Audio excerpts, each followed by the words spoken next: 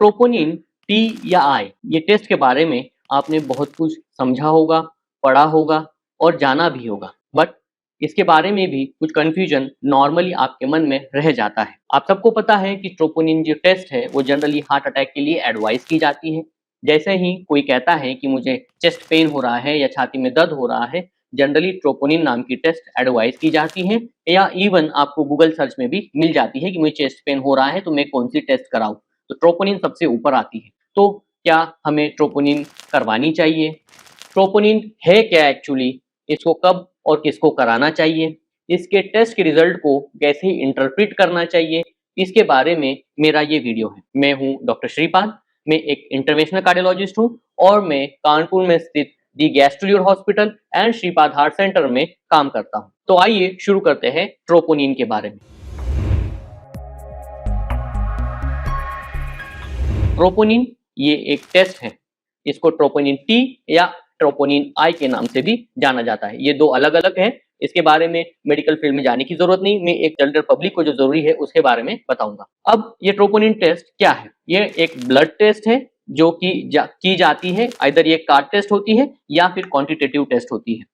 Qualitative या quantitative test होते हैं, जिसको वैल्यूज मिलती है जिससे हम डिसाइड करते हैं कि ये टेस्ट पॉजिटिव है या नेगेटिव है। अब ये हार्ट में ही क्यों बढ़ती है या हार्ट के अटैक में ही क्यों बढ़ती है? ट्रोपोनिन एक ऐसा मसल का सब्सटेंस है जो सिर्फ हार्ट में ही पाया जाता है, बाकी और ऑर्गन्स में बहुत कम पैमाने पे पाया जाता है या बिल्कुल ही नहीं, और ये हार्ट के लिए बहुत स्पेसिफिक होता है। जब भी हार्ट के मसल को डैमेज होता है उसमें से ये बाहर खून में आ जाता है और फिर इसकी ब्लड की वैल्यू बढ़ने लगती है। अगर आपके ब्लड में ये वैल्यू बढ़ी हुई है तो आपको हार्ट अटैक आया हुआ हो सकता है। अगर आपको चेस्ट पेन है, आपकी ईसीजी में चेंजेस है और आपका ट्रोपोनिन बढ़ा हुआ है, इसका मतलब है कि आपको हार्ट अटैक आया है या आ गया है। इसीलिए ये टेस्ट इतनी जरूरी है क्योंकि ये आपको हार्ट अटैक के बारे में बताती है। अब आते हैं हम कि ट्रोपोनिन बढ़ने के क्या क्या कारण हैं। सबसे पहले हम बात करेंगे इसके कुछ कारण होते हैं जो हार्ट से रिलेटेड होते हैं और कुछ कारण होते हैं जो हार्ट से रिलेटेड बिल्कुल भी नहीं होते हैं। इसका मतलब है कि कुछ ऐसी बीमारियां हैं जिसमें भी ट्रोपोनिन बढ़ जाता है बट वो हार्ट अटैक या हार्ट से रिलेटेड नहीं होती। तो जो कार्डियक कारण है उसमें सबसे पहला कारण आता है हार्ट अटैक। ऑब्वियसली है, ये टेस्ट बहुत स्पेसिफिक है। अगर आपकी ये टेस्ट बढ़ी हुई है तो आपको कार्डियोलॉजिस्ट की ओपिनियन लेनी ही चाहिए। फिर इस वीडियो को देखने के बाद आपका कुछ भी मत बने, अगर आपकी ट्रोपोनिन की वैल्यू बढ़ी हुई है तो आपको कार्डियोलॉजिस्ट को दिखाना चाहिए। सबसे पहले हार्ट अटैक। दूसरे कारण होते हैं जो हार्ट से ही रिलेटेड होते हैं बट जरूरी नहीं है कि हार्ट अटैक ही हो। अगर आपका बीपी अचानक से बहुत बढ़ गया, हार्ट पे लोड बढ़ गया, तो ये टेस्ट पॉजिटिव आ सकती है।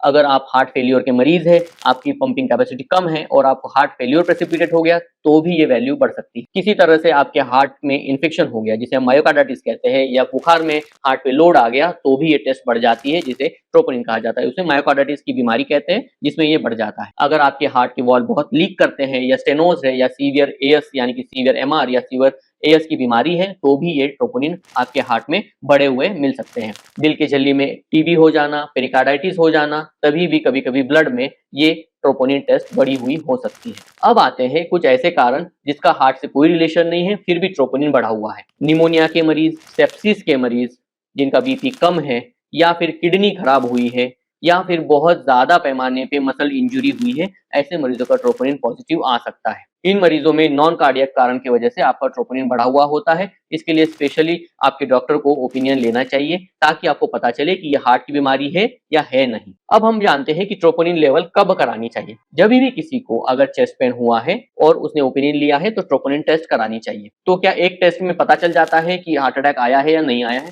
तो ऐसा नहीं है।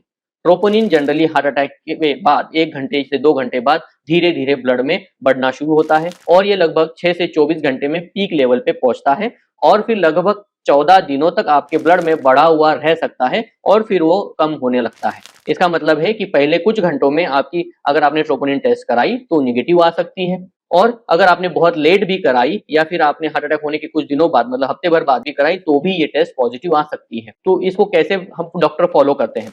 हम जनरली पहली टेस्ट कराते हैं जब भी आप इमरजेंसी विजिट करते हैं, देखते हैं कि बढ़ा हुआ है कि नहीं है। अगर उस वक्त बढ़ा है तो हम ईसीजी से कोरिलेट करते हैं और आपको ट्रीटमेंट सजेस्ट करते हैं। अगर नहीं बढ़ा हुआ है तो 3 से 6 घंटे बाद हम रिपीट करने को कहते हैं और रिपीट में क्या चेंज हो रहा है, पहले से कम हुआ है, पहले से ज्यादा हुआ है, तो उस बेसिस पे हम आपको ट्रीटमेंट एडवाइस करते हैं। इसीलिए सिर्फ बढ़ी हुई टेस्ट, एक बार बढ़ी हुई टेस्ट या फिर एक बार नॉर्मल आई हुई टेस्ट जरूरी नहीं है कि हार्ट अटैक है। उसको रिपीट करके हमें जरूर जानना होता है कि क्या ये बढ़ रही है या घट रही है। जरूरी नहीं है कि बढ़ती हुई ही हार्ट अटैक हो, कम होती हुई भी हार्ट अटैक की जांच हो सकती है। अब आते हैं हम ये बताने के लिए कि क्या अगर मेरा ट्रोपोनिन लेवल कम हो रहा है तो क्या मेरा हार्ट अटैक कम हो गया है। तो ऐसा नहीं है, जरूरी नहीं कि अगर आपका ट्रोपोनिन लेवल कम होने लगा है तो हार्ट अटैक कम हो गया है या ब्लॉकेज खुल गया है या आपका हार्ट प्रॉब्लम खत्म हो गया है, ऐसा नहीं होता है।